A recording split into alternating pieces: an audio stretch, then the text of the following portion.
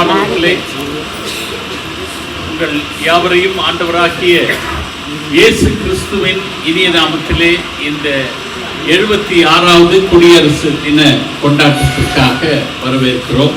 ஒரு சிறிய நிகழ்வு இருந்தாலும் நீங்கள் அனைவரும் பங்கு பெறுவதிலே மிக்க மகிழ்ச்சி. இந்த குடியரசு தினத்தை கடவுள் ஆசீர்வதிக்கும்படியாக, தினம் மட்டுமல்ல நம்முடைய நாட்டை ஆசீர்வதிக்கும்படியாக தலைகளை தாழ்த்தி பிரார்த்தனை செய்வோம். நேசிக்கும் எங்கள் நல்ல ஆண்டவரே, எங்களை மீண்டுமாக அழைத்து வந்ததற்காக ஸ்தோத்திரம். இந்த அருமையான நாளிலே நாங்கள்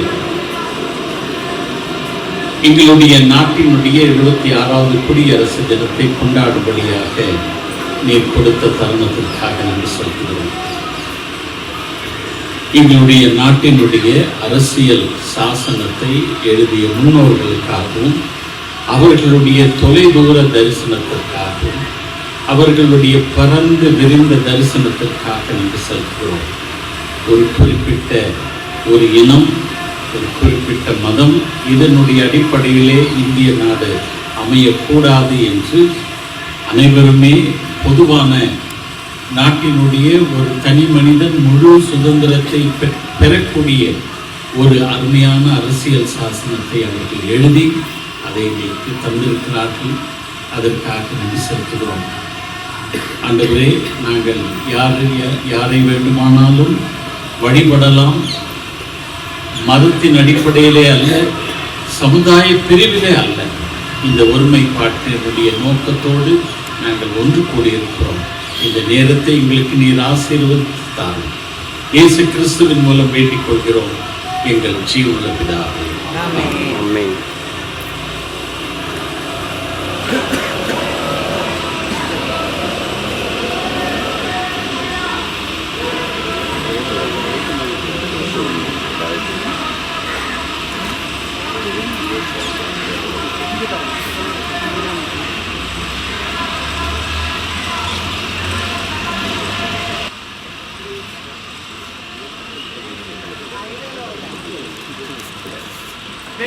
Salute.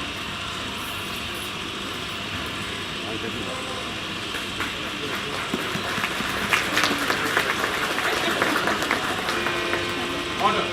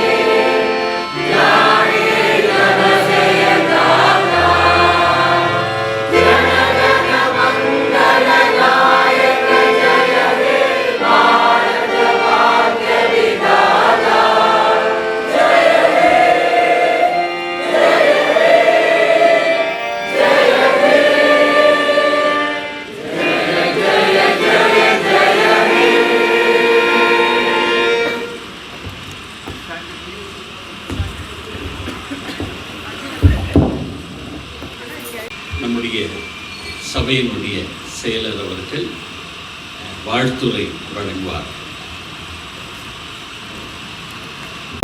காலை வணக்கம். 76வது குடியரசு தின நல் வாழ்த்துக்களை குருசிகத்தின் சார்பாக தெரிவித்துக் கொள்கின்றோம். திரளான திருச்சபையார் கொடியேற்று விழாவிற்கு வந்திருப்பது நம்முடைய திருச்சபை மக்கள் நாட்டின் மீது வைத்திருக்கும் தேசப்பற்றை குறிக்கின்றது. இந்த நாளிலும் வட இந்தியாவும் தென்னிந்தியாவும் இந்த கொடியேற்று விழாவில் கலந்து கொண்டிருக்கிறார்கள் என்று சொன்னால் மிகையாகாது. விஸ்வவாணியை சேர்ந்த 30 வட இந்திய மிஷினரிகள் இப்போது விழாவிலே கலந்து கொண்டிருக்கின்றார்கள் என்பதை குறிப்பிடுகிறேன். சுதந்திர தினத்திற்கும் குடியரசு தினத்திற்கும் அனைவருக்கும் வேறுபாடுகள் தெரிவதில்லை. சுதந்திர தினம் என்ன, குடியரசு தினம் என்பதை கொடியேற்றுவதில் கூட வேறுபாடு தெரியாதவர்கள் இன்னும் நாம் இருக்கின்றோம். சுதந்திர தினத்தன்று கொடியானது கட்டப்பட்டு கம்பத்தின் உச்சிலே மேலே ஏற ஏற அந்த கட்டு அவிழ்க்கப்பட்டு மேலே சுதந்திர கொடியானது பறக்கும். குடியரசு தினத்தன்று நாம் சுதந்திரம் பெற்று விட்டதால் மேலேயே கொடி கட்டப்பட்டு அங்கே அந்த சுதந்திர கொடி, நம்முடைய கொடி பறக்க விடப்படும். இது எதை காட்டுகிறது என்றால், மன்னர் ஆட்சி ஒழிக்கப்பட்டு மக்கள் ஆட்சி மலர்ந்த நாள். டாக்டர் அம்பேத்கர் அவர்களால் உருவாக்கப்பட்ட அரசியல் அமைப்பு சட்டம் நம்முடைய இந்திய அரசியலமைப்பு சட்டம். அந்த சட்டம் அரங்கேற்றப்பட்ட நாள் குடியரசு நாள். இது வெறும் கயிறினால் ஏற்றப்படவில்லை. நம் நாட்டிற்காக ரத்தம் சிந்திய தியாகிகளின் உயிரினால் ஏற்றப்படுகிறது என்பதை நாம் மறந்து விடக்கூடாது. கொடியில் பூக்களை வச்சு ஏற்றுகிறோம். ஏன்?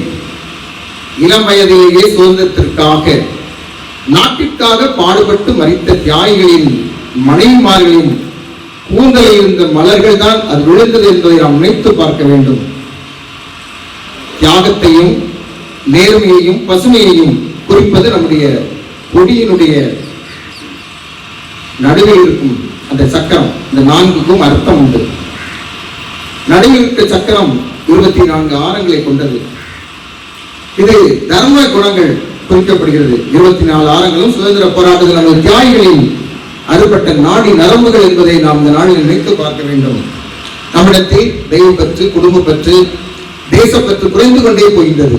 ஆனால் அதே சமயத்திலே செல்போன் பற்று, உணவு பற்று, உடை பற்று, டீ பற்று, காஃபி பற்று, இப்படி அநேக பற்றுகள், இன்டர்நெட் பற்று, இது வளர்ந்து கொண்டே போகிறது. இது வேண்டாம் என்று நான் சொல்லவில்லை, இதுவும் வேண்டும். ஆனால் இதைவிட அதிகமாக இருக்க வேண்டியது தெய்வப்பற்று, தேசப்பற்று, குடும்பப்பற்று என்பதை நாம் மறந்து விடக்கூடாது. நாம் சுதந்திர காற்றை சுவாசிப்பதற்காக எத்தனையோ தியாகிகள் தங்கள் மூச்சு காற்றை நிறுத்திக் கொண்டார்கள் என்பதை நினைத்து பார்க்கும் நாள் இந்த நாள். தியாகிகள் தங்கள் வாழ்நாள் முழுவதும் நாட்டையே நினைத்துக் கொண்டிருந்தார்கள். ஆனால் நாம் எதை நினைத்துக் கொண்டிருக்கின்றோம்? நேருஜி அவர்கள் பிரதமராக இருந்தபோது, அவர் காரில் சென்ற போது ஒருவன் காரை மறித்து கேட்கின்றான், நேருஜியை காரை விட்டு இறங்கி வா என்று கூப்பிடுகின்றான். அப்பொழுது நேருஜி சிரித்துக் கொண்டே வந்து இறங்கும் போது அவன் கேட்டான், சுதந்திர நாடு, குடியரசு நாடு பெற்று என்ன பயன் என்று கேட்டான். அப்பொழுது நேருஜி சொன்னார், ஒரு பிரதமரை நீ வழிமறித்து நடுரோட்டிலே நிறுத்தி பேசுகிறாயே, இதுதான் நாம் பெற்ற சுதந்திரத்தின் அடையாளம் என்று அன்றைய தினம் நேருஜி சொன்னார். அந்த சுதந்திரத்தை தான் நாம் இன்றைய தினம் வரைக்கும் அனுபவித்துக் கொண்டே இருக்கின்றோம். தேசம் வாழ வேண்டும் என்பதற்காக வளமையான, இளமையான, இனிமையான வாலிபத்தை, வாழ்க்கையை இழந்தவர்கள் எத்தனை பேர்?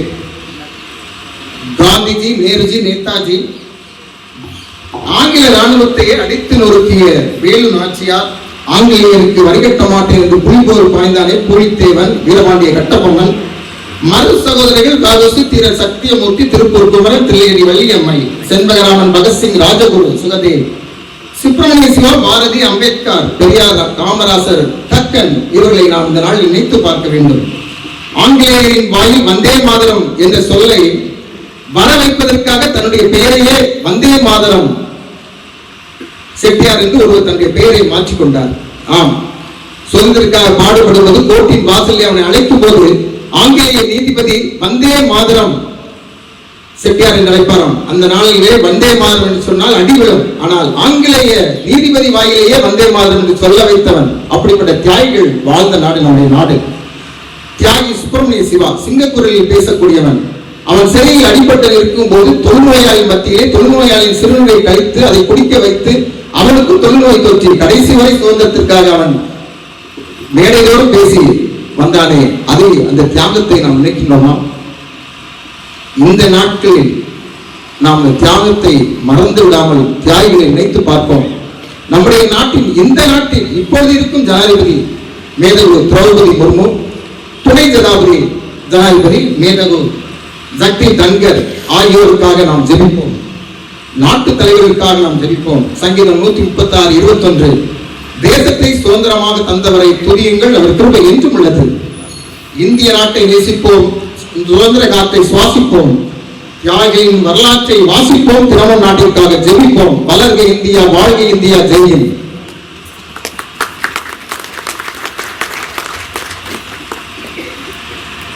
செயலர் அவர்களினுடைய தெளிவான அறைகூவலை நாம் கேட்டிருப்போம் என்று எண்ணுகிறேன்.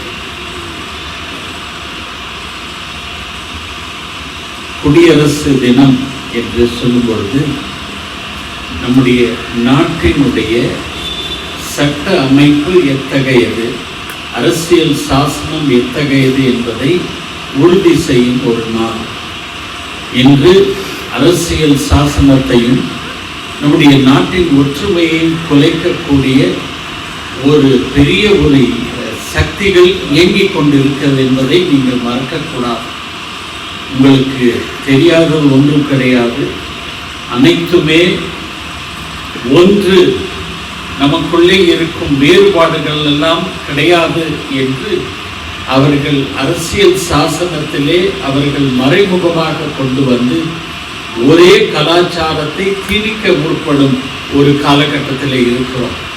எனவே இப்படிப்பட்ட இந்த முயற்சிகள் தோல்வி அடைய வேண்டும் என்றும் நம்முடைய முன்னோர்களுடைய தொலைதூர பார்வை, இந்திய நாடு ஒரு சாதி சமயம் அற்ற ஒரு நாடாக திகழ வேண்டும் என்ற அந்த தரிசனத்தை கடவுள் நிலைநாட்ட வேண்டும் என்று நாம் ஜெபிக்க வேண்டும். எனவே இப்படிப்பட்ட சுதந்திரம் கூடி நம்முடைய சுதந்திர தினத்தை கொண்டாடும்படியான ஒரு வாய்ப்பை கடவுள் நமக்கு தந்திருக்கிறார். இதை எண்ணி நமக்கு மட்டுமல்ல, நம்முடைய பிள்ளைகளுக்கு மத்தியிலும் தேசப்பற்றை நீங்கள் வளர்க்க உங்களை நான் கேட்டுக்கொள்கிறேன். இன்று நம் மத்தியிலே இருக்கும் விஸ்வவாணி இயக்கத்தினுடைய சேர்மன் மதிப்புக்குரிய செல்வராஜ் அண்ணன் அவர்கள் இப்பொழுது நமக்காக, குறிப்பாக நம்முடைய நாட்டிற்காக ஜெபிப்பார். அதனை தொடர்ந்து ஆசீர்வாதம், அதற்கு பிறகு இனிப்பு வழங்குதல்.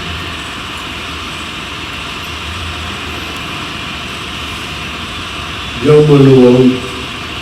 மகா இரக்கமும் கிருபை நிறைந்த எங்கள் அன்பின் ஆண்டவரே, இந்த 76வது குடியரசு தினத்திற்காக நன்றியோடு துதிக்கிறோம், சோஸ்கரிக்கிறோம். ஐயா, சுதந்திர இந்தியாவிலே சுதந்திரமாக வாழ நீர் கொடுத்த பெரிய கிருபைகளுக்காக நன்றியோடு துதிக்கிறோம்.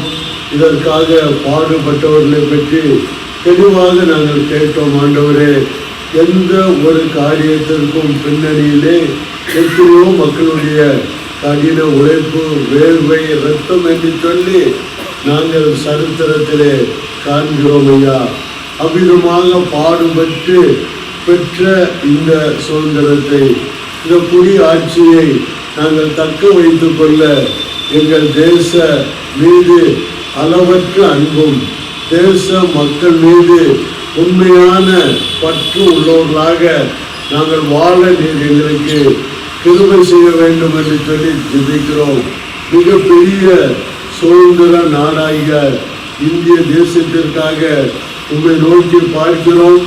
பல வித்தியாசமான மொழிகள், பல வித்தியாசமான கலாச்சாரங்கள், பல வித்தியாசமான மக்கள் இனங்கள், வேற்றுமையின் மத்தியிலும் ஒற்றுமையோடு வாழ நீர் கிருபை பாராட்ட வேண்டும் என்று சொல்லி ஜெபிக்கிறோம். தேச தலைவர்களை இந்த காலையிலே நாங்கள் அன்போடு நினைக்கிறோம். இந்த தேசத்தின் ஜனாதிபதி, பிரதம மந்திரி, மற்ற மந்திரிமார், அதைத் தொடர்ந்து மாநிலமாக இருக்கக்கூடிய முதலமைச்சர்கள், மற்ற அமைச்சர்கள் எல்லாரையும் நினைக்கிறோம். உண்மையோடும் உத்தமத்தோடும் ஆண்டவரே தங்களுக்கு இந்த பொறுப்பு தேவனாலே கொடுக்கப்பட்டது என்பதை உணர்ந்து பயத்தோடு நடுக்கத்தோடு தங்களுடைய காரியங்களை செய்ய நீர் கிருபை செய்ய வேண்டும் என்று சொல்லி ஜெபிக்கிறோம். இந்த தேசத்தை உம்முடைய திருக்கரங்களிலே கொடுக்கிறோம். தேவாதி தேவனாகிய நீர் மனிதனாக இயேசு என்கிற பெயரிலே இந்த உலகத்திலே வந்தீர், எங்களுக்காக வாழ்ந்தீர், சிலுவையிலே உம்முடைய பரிசுத்த இரத்தத்தை சிந்தினீர், மரித்தீர், அடக்கப்பட்டீர், உயிரோடு நீர் எழுந்தீர். ஆண்டவரே, நீர் திரும்ப ராஜாதி ராஜாவாக, கர்த்தாதி கர்த்தாவாக வர இருக்கிறீர். ஆண்டவரே, அதற்கு முன்னே இந்திய தேசத்திலுள்ள எல்லா மக்களும் இயேசுவே ஆண்டவர் என்பதை அறியவும், இந்த தேசத்தில் உள்ள எல்லா திருச்சபைகளும் வளர்ந்து பெருகவும், திருச்சபையின் பேராயர்கள், குருமார்கள், ஆண்டவரே, சபை பணிபுரிகிற ஒவ்வொருவரும் உம்மால் ஆசீர்வதிக்கப்பட்டவர்களாக அனுதினமும் உயரவும் நேர் கிருபை பாராட்டும். இந்த குடியரசு தின நாளிலே இந்த தேசத்தை தேவனுடைய திருக்கரங்களிலே கொடுக்கிறோம். உம்முடைய ஆசீர்வாதம், உம்முடைய வழி நடத்துதல், உம்முடைய பாதுகாப்பு ஒவ்வொருவரும் கூட இருக்கட்டும். தொடர்ந்து வழி நடத்தும். இயேசுவின் நாமத்தில் ஜெபம் கேளும் பிதாவே. ஆண்டவர் கற்று தந்த ஜெபத்தை சேர்ந்து ஏறெடுப்போம்.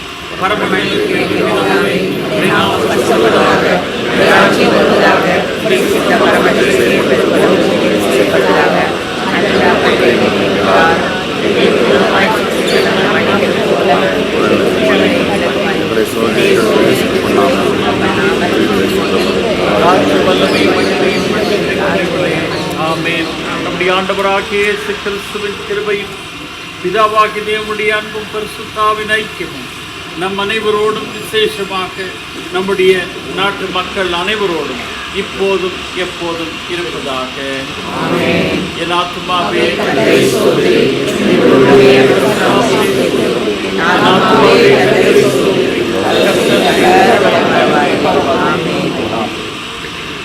Thank you, friends. God bless you.